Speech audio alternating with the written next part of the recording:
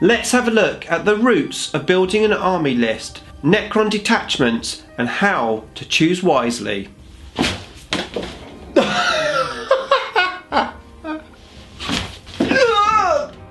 They're literally just broken the chair, I think. I've broken the chair! Oh my god. Necrons! Nick speaking, and welcome to this video. And if you're new to the channel and you would like to keep up to date with the Wonders of Warhammer 40k, then please subscribe and hit the bell button so you don't miss an upload.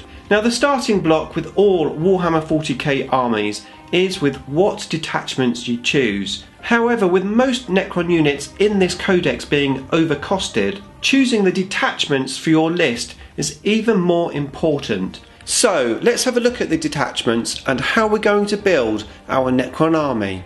Okay, so when building a battle-forged army, we use detachments, and these detachments unlock command points, or CPs. It's these CPs that unlock your extra rules for the army using stratagems. So the more CPs you have, the better off you will be. Now, the Brigade detachment is the biggest amount of CPs that you can get in one single detachment. However, it involves taking a lot of units. Now, Necrons are able to fill a Brigade detachment under 2,000 points, but it does mean you're going to be taking lots of small units and not necessarily the best units we have in the codex. The reality is, it's not worth looking at a Brigade detachment. Now, the next biggest detachment is the battalion detachment, and this unlocks 5 command points. You get 3 command points for being battle forged as well, so 8 command points, and that actually is quite reasonable.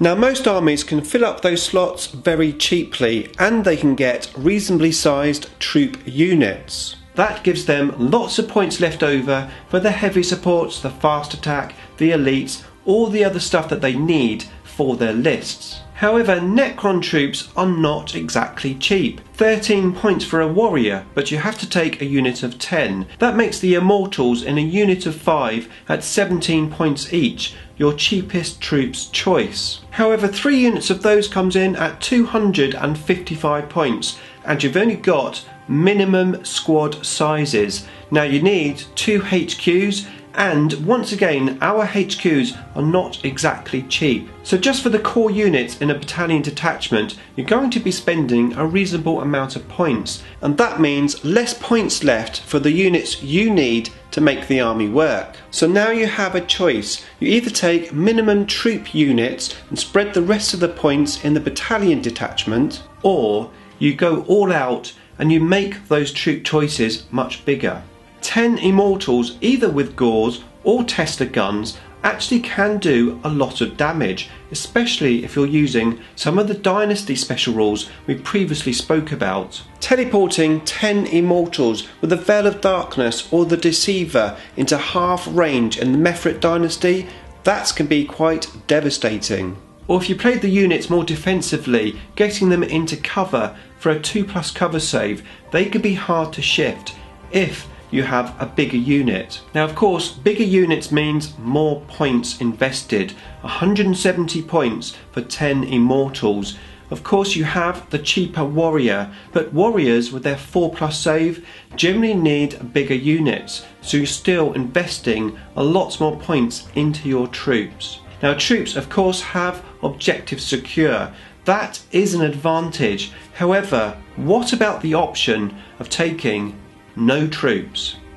Now, there are 3 main alternative detachments that we can use. You have the Vanguard, the Spearhead, and the Outrider detachment. All 3 of them only have to have 1 HQ. You're then looking at 3 elites, 3 heavy support, or 3 fast attack, depending on the detachment that you take. Now, you only get 1 command point for these detachments, so now you're looking at 4 command points in total. However, you do have the option to combine your detachments to give you more CPs. So you do have options when it comes to making an army list. You could start with a battalion detachment and then add on maybe a spearhead detachment if you want to go heavy support, or an outrider detachment if you want to go for fast attack. This would give you 9 command points in total. However, if you were to drop the battalion detachment to get more key units in the list, then you have the option to take 2 of those detachments. So you could end up having 5 command points in total, 3 for being battle forged and 1 each for the detachments.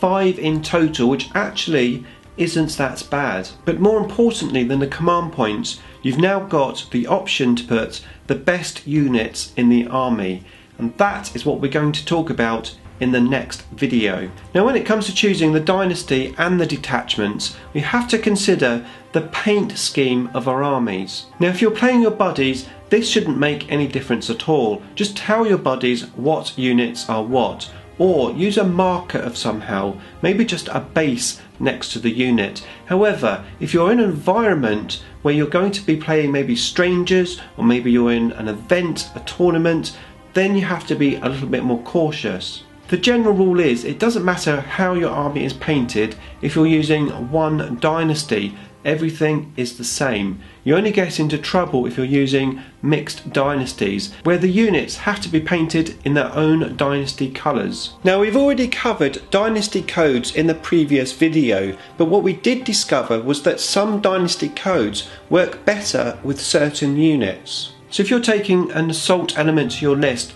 maybe you've got wraiths and scarab swarms, you're taking an outrider detachment, well, why not give that detachment the Novok dynasty? You can benefit from that dynasty code.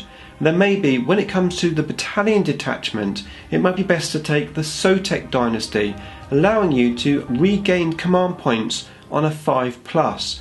Mixing the dynasty codes is how we unlock the best of the rules from the codex. However, this codex is not cheap, and you don't want to be stretching yourself. Now, many armies can take multiple different detachments. However, with Necrons and the point costs of the units, this becomes quite hard.